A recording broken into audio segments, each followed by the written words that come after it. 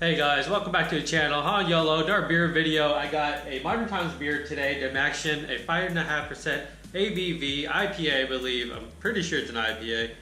My bad, Pale Ale, 5.5% Pale Ale. This has a canning date of 8/31/18. I've had this for a while. I have this weird problem having beers in the fridge and not being able to get to them because I'm buying a ton of beer or I'm drinking out. I have this problem, and I'm trying to stop doing that because beers kind of just tend to sit in my fridge and they go, I guess, bad. They're just not as good as they should be because they've been sitting for so long. So hopefully this is still good, man. I'm not sure how long it's been sitting in my fridge, but it is about a month and a half old regardless. So hopefully it held up. But let's get into this. I put with about half a finger of head. Maybe it's a weak pour on my end. Just white head, dissipating fairly quickly, mixture of small tiny bubbles and medium bubbles, large bubbles. I don't think anyone really cares about the head, but here it is. The color is, I'm gonna say it's like borderline hazy, cloudy.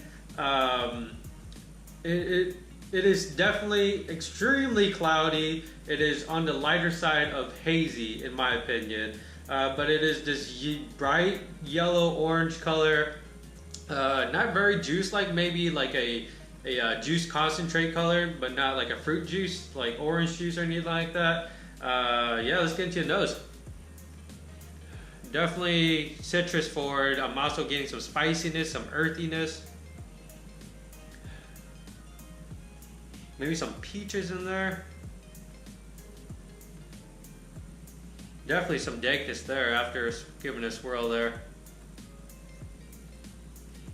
Extremely dank. I'm gonna say dank cantaloupe, like extremely ripe cantaloupe. And I associate dankness with dankness that has tropical fruit notes with cantaloupe a lot because I've had cantaloupe where it's like extremely ripe, and it definitely gives off that like tropical fruit, like super sweet, but also like very dank aroma to it. So that's why I associate dankness and tropical fruits mixture, the mixture and the aroma of beers to cantaloupe.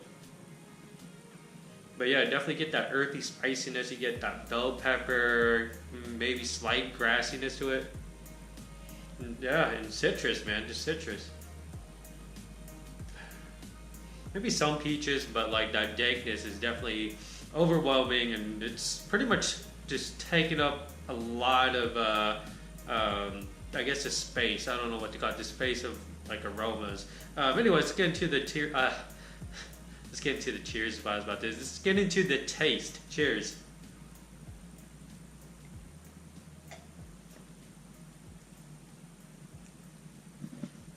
That spiciness definitely carries on to the palate, man. Mouthfeel is definitely watery. It is thin. It is as thin as can be. Maybe that's just what they intended. They didn't intend it to be like a chewy pale ale. But yeah, let's give it another taste.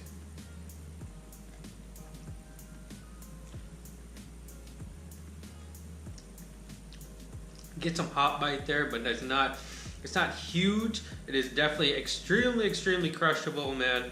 I can see myself drinking this on a nice warm day, much like today. Actually, this entire week has been fairly nice. It's like it reminds me of like the beginning of summer this year. It's totally not, but I'm very thankful that we're getting the summer-like weather still. I can see myself sitting outside, chilling, hanging out with friends, doing yard work, whatever, and like crushing a couple to a few of these. At 5.5%, it is not a big beer by any means. Very easy drinking, man. Refreshing. I wouldn't say crisp, because the flavors are actually, I'm not gonna say muted, but they're soft. They're definitely soft on palate. They get softer, I guess, as you go through the tasting process of taking your sip, having it coat your tongue, and then swallowing. Definitely gets softer, but the flavors actually come out more, in my opinion, and you get that slight. It's not really malty, but it's like slight malty, tropical fluffy fruit basket kind of sweetness once you on the finish there. Once you swallow, let's get another taste.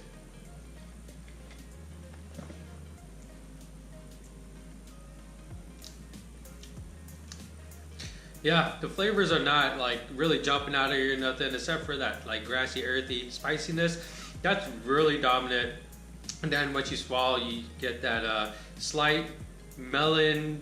You don't really get the dankness in here, which to my surprise is like crazy because it's super danky on the aroma, but the dankness doesn't carry through on the palate.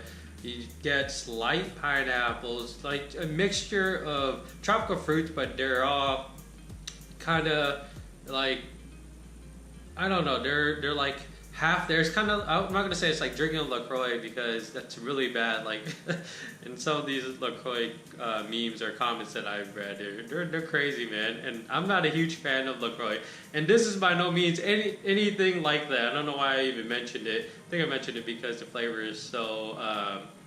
Again, I don't want to say muted because they're not. They're just not as present as I would like them to be. Maybe that works for you. I just like my beers a little bit more like flavorful, I suppose. Not to say that this isn't flavorful. It's just not to my liking of flavorfulness. I don't think that's a word. But yeah, dude, it's definitely refreshing. I wouldn't say crisp, but refreshing, fluffy, light on the palate, very thirst quenching. Tropical blend and with that spiciness. I'm gonna say it's a solid beer. I would probably buy it again, but I wouldn't seek it out. I don't know if I trade for it unless you're like really into pale ales. Then go ahead and trade for it. But I would just trade like a shelfie for a shelfie kind of thing. Like I wouldn't trade nothing crazy. But yeah, this is Dymaxion by Modern Times Brewing out of California, who are also here now in Portland. 5.5% ABV Pale Ale. If you guys liked the video, give it a thumbs up, comment down below, and subscribe for more videos. And as always, dream big dreams and believe all things are possible. Thank you for watching. Cheers.